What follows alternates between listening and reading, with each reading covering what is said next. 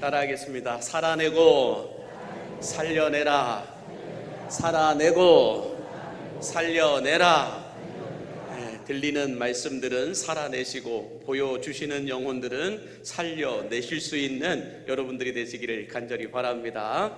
바라기는 우리가 찬송할 때 하늘문을 열어주시고 또 우리가 기도할 때 하늘의 능력을 부어주시며 또 우리가 말씀대로 순종하며 살아갈 때 하늘의 축복을 우리 삶 가운데로 옮겨주시는 그 하나님의 은혜가 오늘 주일 3부에 나와 예배하는 여러분 모두에게 충만하게 부어지게 되기를 간절히 바랍니다. 우리 옆에 계신 분에게 인사하겠습니다. 당신은 하나님의 감동입니다 라고 인사해 주세요.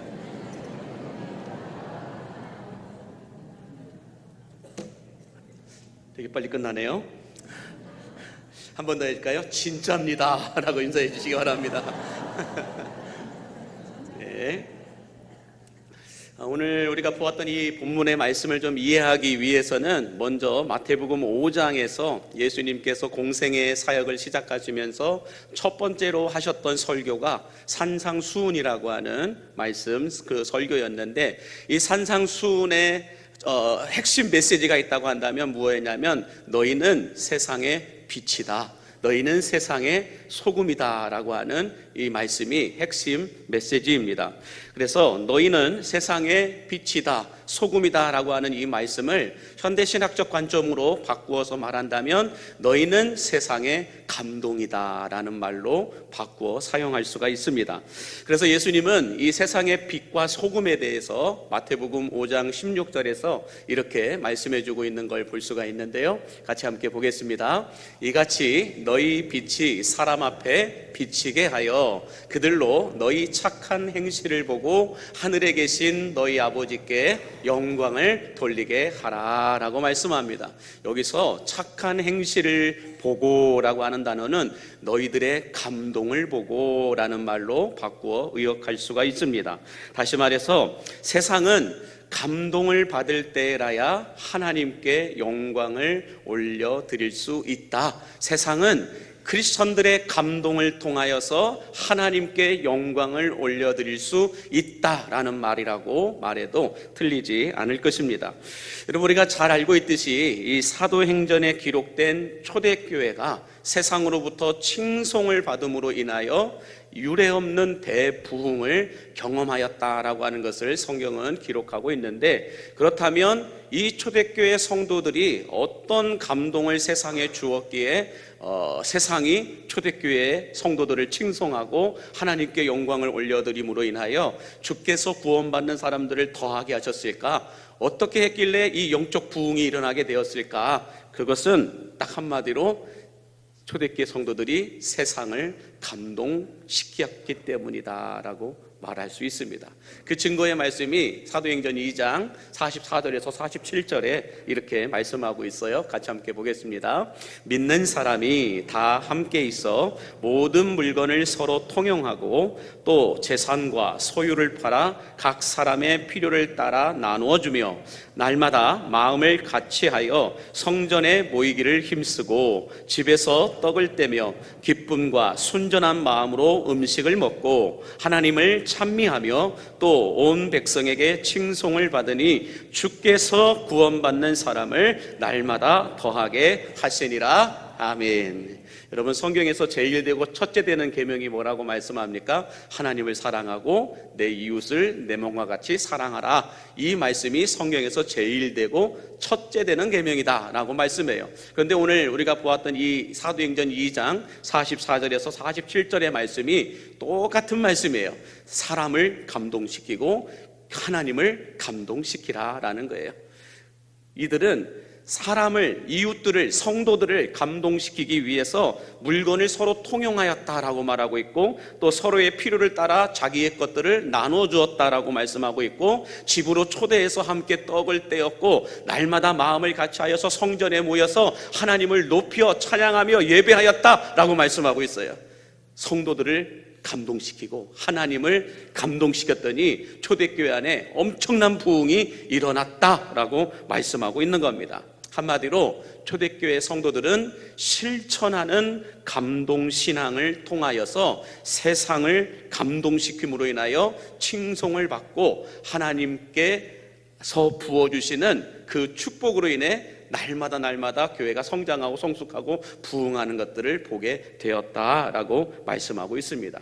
그러므로 여러분, 감동은 세상을 변화시키는 능력이 있습니다. 감동은 실제적인 부흥을 일으키는 원동력이요 원재료가 됨을 여러분 믿으시기 바랍니다. 그래서 감동을 주는 사람들 주변에는 언제나 변화가 있고 회복이 있음을 믿으시기 바랍니다. 감동을 주는 교회는 언제나 회복이 있고 변화가 있고 부흥이 있음을 믿으시기 바랍니다. 여러분, 부흥이라고 하는 것은 사람 숫자 많아지는 게 부흥이 다라고 말할 수 있을까요? 그게 전부가 아니라는 거예요. 물론 숫자가 많아지는 것도 부흥이라고 말할 수 있는데 단 한 단면의 일부분일 뿐이고요. 진짜 부흥은 무엇이냐? 변화가 일어나는 거예요. 변화가 일어나는 거. 그래서 여러분, 감동이 있는 곳에는 부흥이 있습니다. 이 부흥을 뭐라고 해요? 변화이다 라고 말해요. 전에는 이렇게 살았지만 이제는 이렇게 산다라는 거예요. 전에는 너희가 어둠이더니 이제는 주 안에서 빛이라 라고 말씀하고 있는 거죠. 그런 것처럼 변화가 일어나는 교회, 변화가 일어나는 성도, 그것을 우리는 부흥이다 라고 말하고 있습니다. 저는 우리 광림교회가 세상에 감동을 주고 하나님께 감동을 주고 성도들에게 감동을 주는 교회가 되어서 부흥하는 교회가 되기를 간절히 바랍니다. 부흥은 숫자 많아지는 거 아니라니까는요. 예산 많아지는 게 아니라니까는요. 부흥은 성도들에게 변화가 일어나는 거예요. 우리의 예배가 변화가 되고 우리의 찬송이 변화가 되고 우리의 삶이 변화가 된다는 거예요. 입이 거칠었던 사람들이 부드러워지는 거예요. 입이 거칠었던 사람들, 10원짜리, 80원짜리, 십자수, 장생 막 이렇게 얘기했던 사람들이 뭐라고 얘기해요? 따뜻한 말로 바뀌는 거예요. 뾰족뾰족했던 마음들이 둥글둥글한 마음들로 바뀌는 거예요. 이걸 변화이다라는 거예요. 감동을 받으면 사람은 이런 변화가 일어나게 될 줄로 믿습니다. 그래서 이 실천하는 감동신앙, 실천하는 감동을 위해 예수님은 사도행전 20장 35절에서 우리에게 이렇게 권면하고 계세요.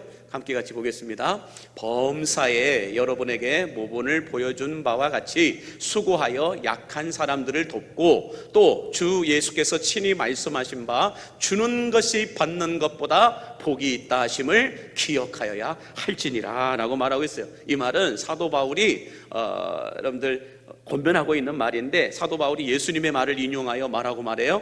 예수님께서 친히 말씀하신 바 주는 것이 받는 것보다 복되도다 라고 말해요. 주는 자가 받는 자보다 복되도다 라고 말씀하신다라는 거예요. 그러므로 여러분, 우리는 기도 받는 것보다 더 중요한 건 뭐예요? 기도하는 것임을 믿으시기 바랍니다. 사랑을 받는 것보다 더 중요한 건 사랑을 하는 거라는 거예요. 대접을 받는 것보다 더 중요한 건 대접하는 거라는 거예요. 감동을 받는 것보다 더 중요한 건 감동을 주는 거라는 거예요. 그러므로 이제부터는 여러분들 기도하시기 바랍니다. 기도 받는 것보다 기도하시기 바랍니다. 대접을 받는 것보다 대접하시기 바랍니다. 감동을 받는 것보다 감동을 주시기 바랍니다. 이것이 실천하는 감동신앙이다라고 말하고 있습니다. 이렇게 감동을 받는 사람에서 감동을 주는 사람이 됨으로 말미암아 하나님을 감동시키고 교회를 감동시키고 성도들을 감동시키고 직장에 함께 일하는 동료들을 감동시키고 내 집에 있는 아내를, 내 집에 있는 남편을, 우리 자녀들을 감동시키고 함께 신앙생활하며 함께 걸어가는 모든 이들을 감동시킴으로 말미암아 하나님이 주시는 새로운 은혜와 축복이 여러분들에게로 옮겨지게 되기를 주의 이름으로 간절히 축복합니다. 자, 이 말씀을 배경으로 오늘 본문의 말씀에도 예수님께서 산상설교를 마치시고 이제 산에서 내려오셔서 첫 번째로 들어갔던 마을이 가버나움이라고 하는 마을에 들어가셨습니다. 이 가버나움이라고 하는 마을에 들어가자 그 가버나움이라고 하는 마을을 관리하고 있는 백부장이라고 하는 이 사람, 100명의 군사를 거느리고 있는 백부장이라고 하는 군인이 예수님께 달려와서 간청하는 기도의 내용이 오늘 본문의 말씀입니다. 자, 그렇다면 이 백부장이 무엇이라고 예수님께 간청을 하고 있을까? 오늘 본문 5절과 6절 같이 함께 보겠습니다. 예수께서 가버나움에 들어가시니 한 백부장이 나와 간구하여 이르되 주여, 내 하인이 중풍병으로 집에 누워 몹시 괴로워하나이다 라고 예수님께 간청하고 있는 걸 볼 수가 있습니다. 여러분, 백부장의 하인이 중풍병에 걸려 누워 집에서 몹시 괴로워하고 있다. 중풍병이라고 하는 것은 말 그대로 수족을 쓸 수 없다라는 거예요. 꼼짝없이 누워만 있다라는 것입니다. 예수님 당시에 이 하인이 중풍병에 걸렸다, 하인이 어떤 수족을 쓸 수 없는, 아무것도 할 수 없는 그 상태에 놓여 있다, 그러면 예수님 당시에는 그 하인을 쫓아내어 버려도 아무런 죄가 되지 않습니다. 이 사람만 쫓아내는 것이 아니라 가족들까지도 다 내어 쫓아버린다라는 거예요. 그런데 오늘 백부장은 이 병든 하인을 버리지도 않고 내치지도 않고 쫓아내지도 않고 지극정성으로 돌보고 있는 것을 볼 수가 있습니다. 성경의 또 다른 내면에서는 의사는 다 동원해서 이 병든 하인을 치료해 보았지만 그렇지 못했다고 얘기해요. 또 좋은 약이라고 하는 약은 다 써봤지만 들지는 않았다라고 얘기합니다. 그러자 이 백부장이 이제는 누구를 찾아가요? 예수님을 찾아갑니다.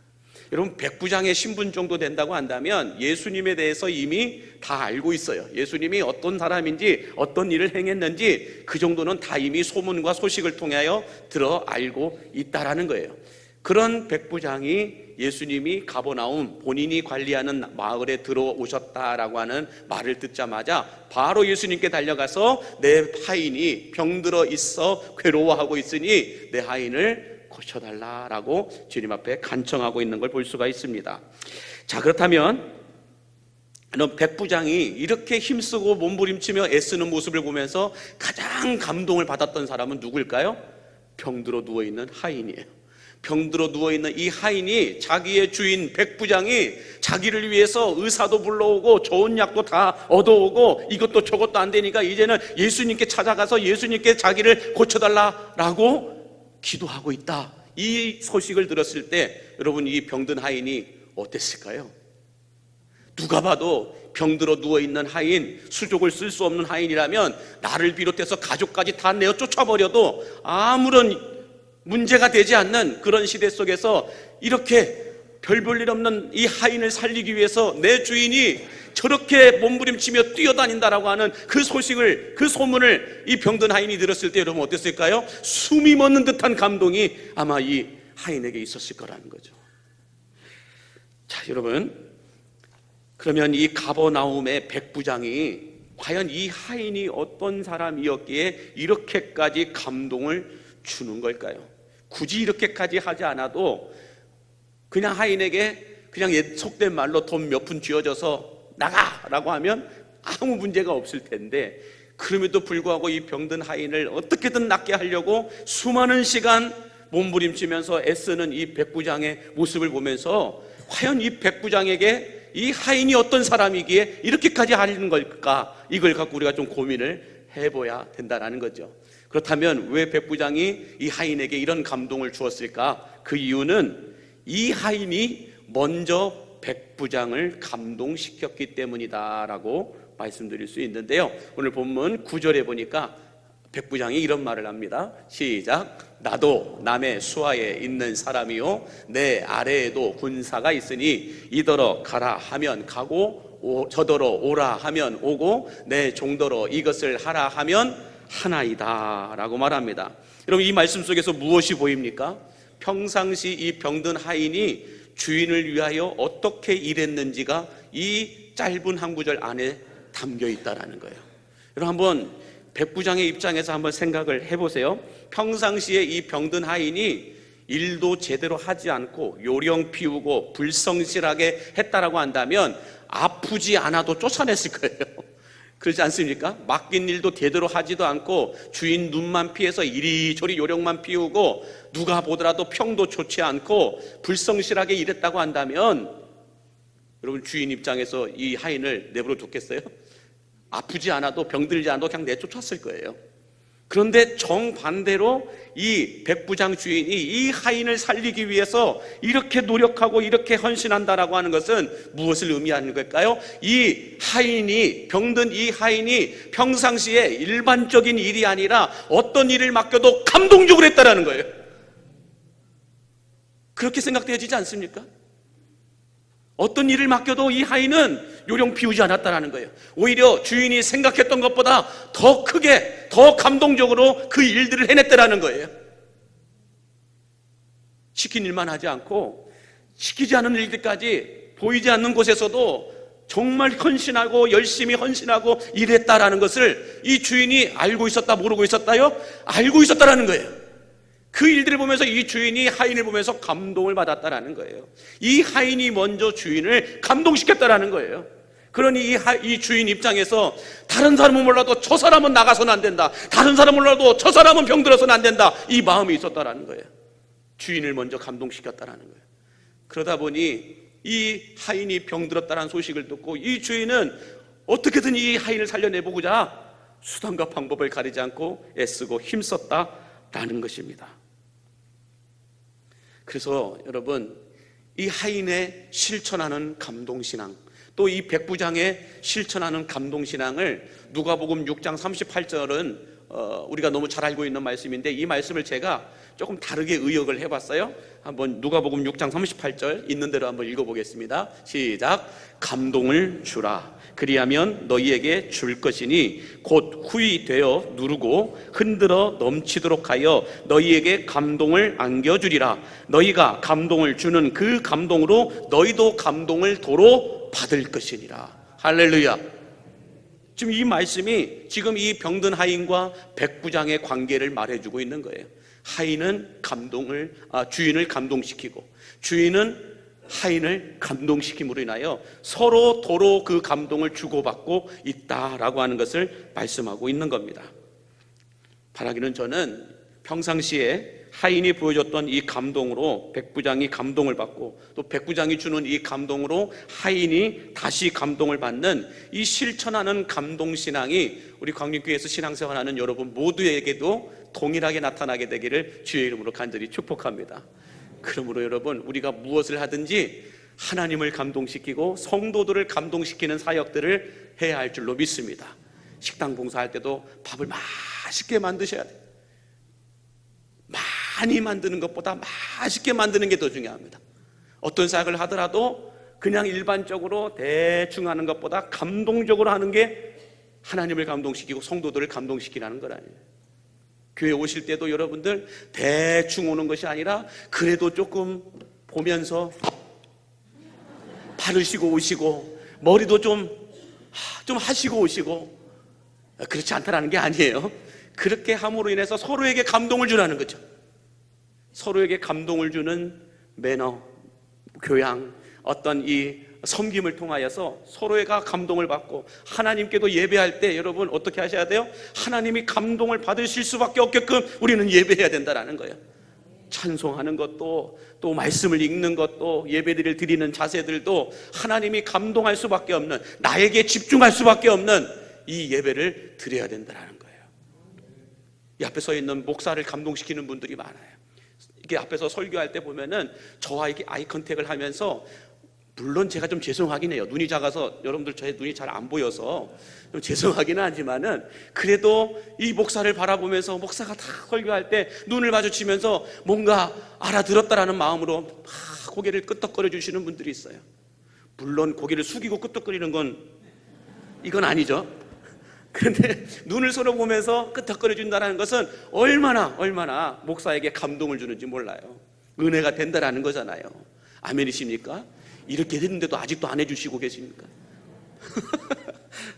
이처럼 서로에게 감동을 주고 하나님께 감동이 되는 이런 예배, 이런 교회가 될 때 여러분, 우리 교회 안에는요 성경에 기록되어 있는 우리가 알지 못하는 뜻밖의 은혜와 선물들이 쏟아 부어지게 됨을 믿으시기 바랍니다.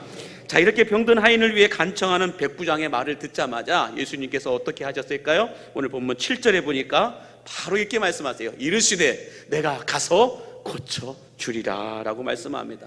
이 병든 하인을 이렇게 사랑하는 백부장의 모습을 보면서 예수님은 망설임 없이 내가 당장 가서 고쳐주겠다라고 말씀하고 있는 겁니다.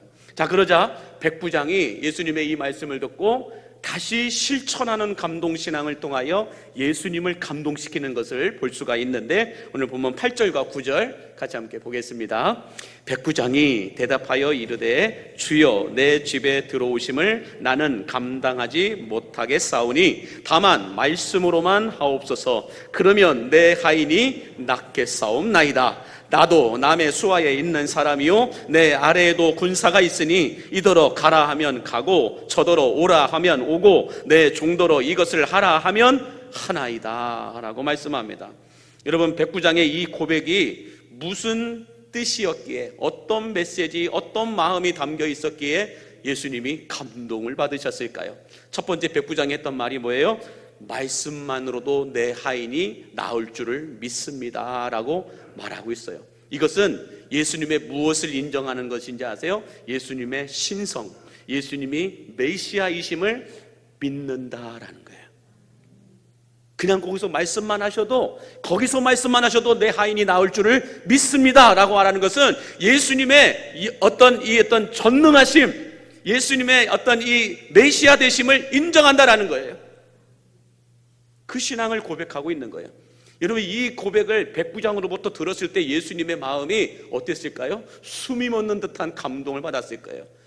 우리가 알고 있듯이 가이사랴 빌립보에서 신전들이 많은 그곳에서 예수님이 제자들에게 묻습니다. 사람들이 나를 누구라고 하느냐? 예레미야나 선지자다 이렇게 얘기합니다. 그러면 너희는 나를 누구라고 하느냐? 이 질문을 하실 때 제자들의 눈앞에는 뭐가 보였어요? 어마어마한 화려한 신전들과 정말 휘황찬란한 옷을 입고 예배드리고 신앙생활하는 다른 신들을 섬기는 사람들을 봤어요.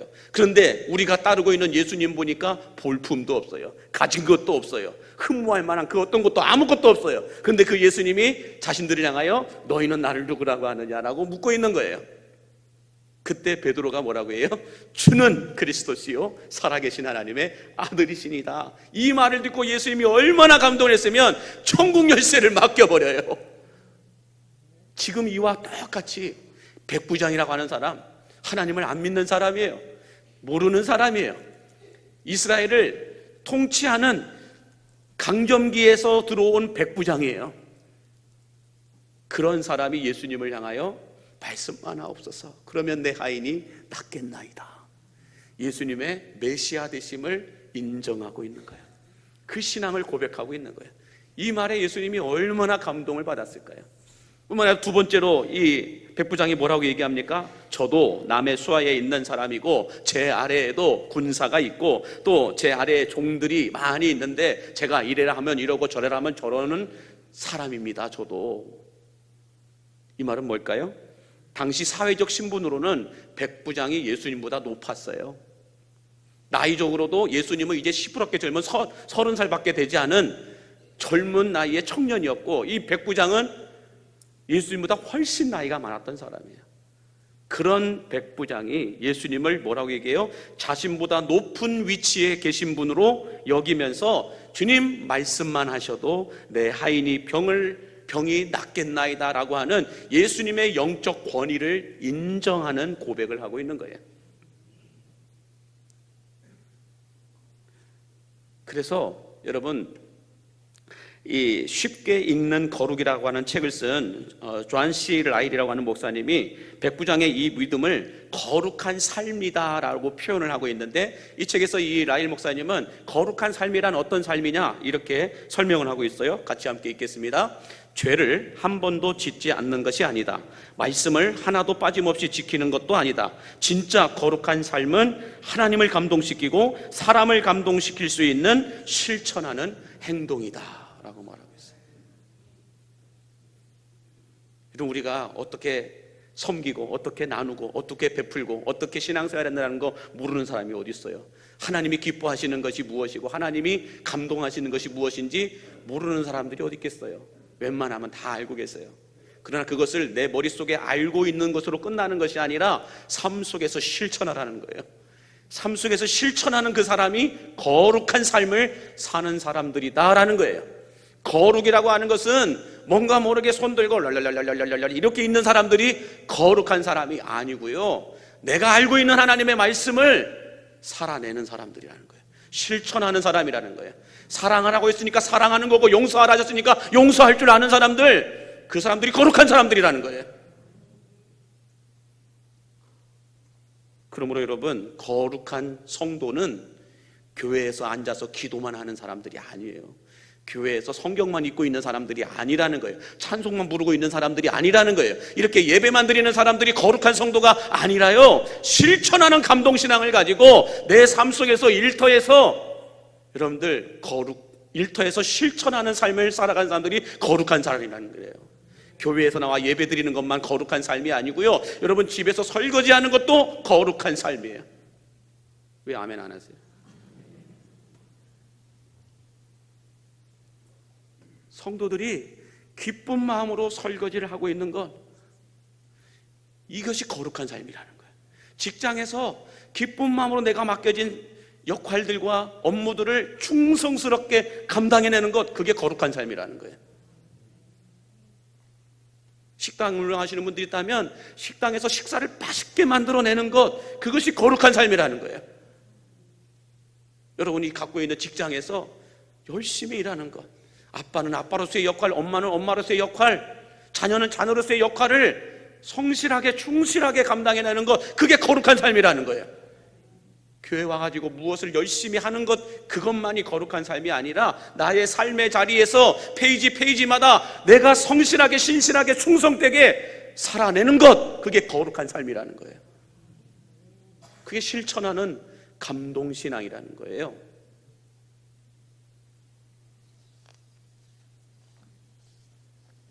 그러므로 여러분, 백부장의 이 감동은 어떤 감동이었냐? 첫째는 예수님을 메시아로 인정하는 신앙의 고백으로 인하여 감동을 받았고, 두 번째는 사회적 신분으로나 나이로나 무엇으로 보더라도 백부장이 예수님보다 높았지만 예수님의 영적인 권위를 인정하고 예수님에게 걸맞는 의전을 행했다라는 거예요. 오라 가라 하지 않았다라는 거예요.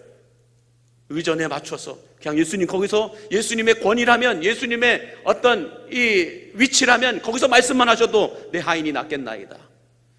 내가 어떻게 예수님을 오라가라 하겠습니까? 그냥 말씀만 하옵소서. 의전을 했다라는 거예요. 그 의전에 예수님은 감동을 받았다는 거예요.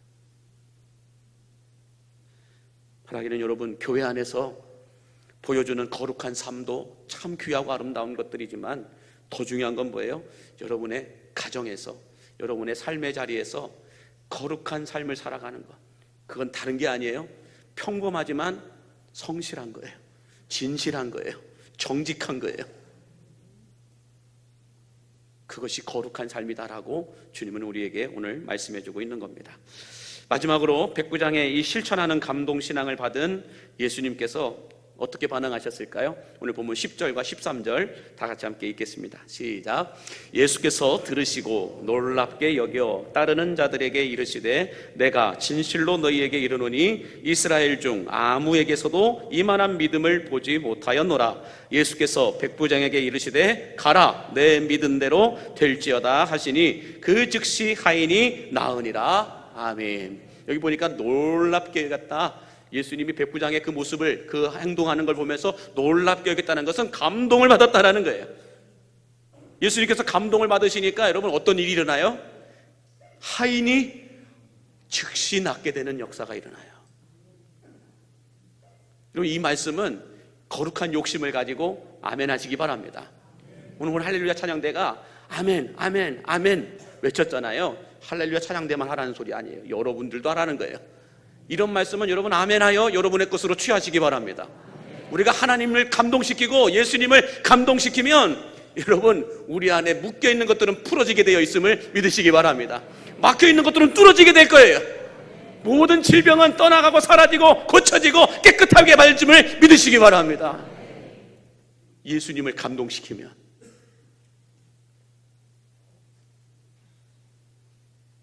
그래서 여러분, 감동은 축복을 만들어내요. 축복을. 교회 안에서 감동받아서 내가 이렇게 섬기겠습니다. 감동받아서 이렇게 꽃으로 섬기겠습니다. 감동받아서 내가 어떤 헌물을 하겠습니다. 감동받아서 내가 떡을 하겠습니다. 감동받아서 내가 무엇을 하겠습니다. 이 모든 것들이요, 여러분, 축복이라는 거예요. 감동은 축복을 만들어냅니다. 회복을 만들어내게 되고요, 하나님의 응답을 이끌어내게 되고요, 기적을 일으키게 되고요, 좋은 일이 일어나게 만들어냄을 믿으시기 바랍니다. 그래서 여러분, 감동을 주는 사람들 주변에는 언제나 좋은 일들이 따라다녀요. 좋은 일들이. 그래서 여러분들 감동을 주실 수 있게 되기를 바랍니다. 제가 요 근래 이 새가족분들을 신방하면서 어떻게 저희 광역교회를 등록하게 되셨어요? 라고 여쭤봤습니다. 그랬더니 많은 분들이 이런 말씀들을 해주세요. 교회가 참 따뜻해요. 교회가 은혜가 넘치는 것 같아요. 또 성도들이 너무 친절해요. 인사들을 너무 잘해주세요. 이런 말씀뿐만 아니라 교회가 생기가 넘치는 것 같아요. 성도들의 얼굴이 환하고 밥도 맛있어요. 또 목사님 얼굴이 너무 잘생겼어요. 이런 말씀하시는 분은 없었어요. 무슨 말씀일까요, 여러분? 이 모든 말씀을 한마디로 표현한다면 내가 감동받았어요. 광림교회 와서 내가 감동받았어요. 이 말씀을 하고 있는 거예요. 그러므로 여러분, 우리가 성도들을 서로에게 감동을 주는 이 감동만 표현해도요, 부흥은 일어나게 됨을 믿으시기 바랍니다. 남편을 감동시켜 보십시오. 아내를 감동시켜 보십시오. 자녀들을 감동시켜 보십시오. 변화가 일어난다니까요.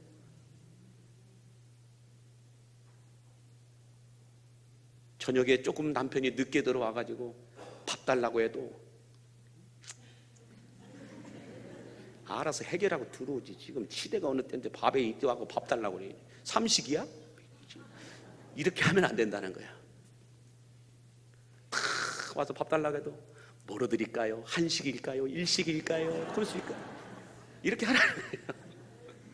그러면 남편이 미안해서라도 내가 라면 끓여 먹을게, 이렇게 꼭 이렇게 얘기하면 저희 집 얘기하는 것처럼 생각하시는 분들이 전혀 아니에요. 이처럼 여러분, 남편을, 아내를 감동시키면 변화가 일어나듯이 교회 안에서도요, 서로 성도들끼리 감동을 주셔야 됩니다. 인사만 잘해도 감동이 돼요. 말 한마디라도 친절하게 하세요. 이제 식사하러 내려가실 거잖아요. 그냥 이렇게 막 갑자기 말하면서 끼어들기 시작하고, 어머 하면서 끼어들고 막 이렇게 하지 마시라는 거예요. 그냥 먼저 가시라고 얘기하시는 거죠. 요즘에는 새가족들 오셔갖고 밥 먹는다고 하면 많이 주는 게 덕이라고 생각했거든요. 아니에요. 드시고 싶은 만큼 드리게 하는 게 그게 덕이에요. 많이 이렇게 막 퍼서 이렇게 주시면은 그 못 먹는 것도 있고 먹을 수 있는 것도 있잖아요. 그런 게 또 다 있어요. 근데 또 너무 많이 주시면 그걸 또 감당이 안 돼요. 그러므로 드실 만큼만 드시세요라고 얘기해 주는 게 그게 감동이에요. 그러므로 여러분, 우리 성도들, 내가 아는 사람이든 모르는 사람이든 만나면 뭐 하시라고요? 반갑게 따뜻하게 인사해 주세요. 그것만으로도 감동이 됩니다. 말 한마디라도 여러분, 그 사람을 기분 좋게 하는 따뜻한 말들을 생각하세요. 만약에 생각이 안 나거든 아무 말 하지 마세요. 아무 말 하지 마시고 그냥 미소만 그냥 지어주세요. 그게 감동이에요. 뭔가 꼭 특별한 말을 하기 위해서 말을 꺼냈는데 갑자기 그분이 불편한 말이 툭툭 튀어나와요. 그러면 안 된다는 거죠. 그래서 여러분, 마지막으로 이 감동을 표현하는 이 단어들을 통하여 일어나는 몇 가지 현상들 가운데서 감동 줄 수 있는 단어 3가지를 좀 찾아봤는데 한번 띄워줘 보시겠어요? 첫 번째는 뭐냐? 하트워밍이라고 해서 마음을 따뜻하게 한다. 감동은 마음을 따뜻하게 한다는 거예요. 하트워밍. 두 번째는 터칭이라고 얘기하는데 이것은 만진다라고 하는 뜻을 갖고 있지만 실제적으로는 마음을 울린다라는 뜻을 갖고 있어요. 깊은 울림을 갖게. 감동은 깊은 울림을 갖게 한다라는 거예요. 그리고 세 번째로 뭡니까? breathtaking. 이것은 숨이 멎을 만큼 행복한 상태를 breathtaking이라고 얘기합니다. 이 breathtaking을 통하여서 여러분들 감동이 이어지면 정말로 숨이 멎을 만큼 행복하게 된다는 거죠. 그러므로 여러분, 감동은 사람의 마음을 따뜻하게 만듭니다. 감동은 사람에게 깊은 울림을 준다라고 얘기해요. 감동은 숨이 멎을 만큼의 행복을 우리에게 선물로 준다라고 말씀하고 있습니다. 그러므로 저는 우리 광림교회 모든 성도들이 감동을 받는 것도 참 귀하고 아름답지만 감동을 주는 일에 성공할 수 있게 되기를 간절히 바랍니다.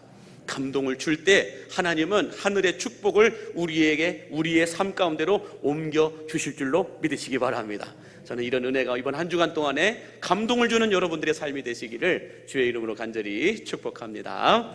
기도하겠습니다. 만복의 근원 되신 하나님 아버지, 너희는 세상의 소금이다, 세상의 빛이다 라고 말씀하시면서 너희 착한 행실을 보고 하늘에 계신 아버지께 영광을 돌리게 하라 라고 말씀하셨듯이 우리 광림교회가 세상에 감동을 주는 교회, 하나님을 감동시키는 교회가 되게 하여 주시어서 초대교회에 있었던 영적 부흥의 역사가 계속해서 일어나고 이어질 수 있도록 인도하여 주옵소서. 가버나움의 백부장처럼 실천하는 감동신앙을 통하여 하나님을 감동시키고 이웃들을 감동시키고 성도들을 감동시키게 하여 주시어서 매여있던 것들이 풀어지고 막혀있던 것들은 뚫어지며 닫혀있던 것들은 열리게 되는 형통의 복, 샬롬의 복이 부어지게 하여 주시옵소서. 예수님의 이름으로 축복하며 기도하옵나이다. 아멘.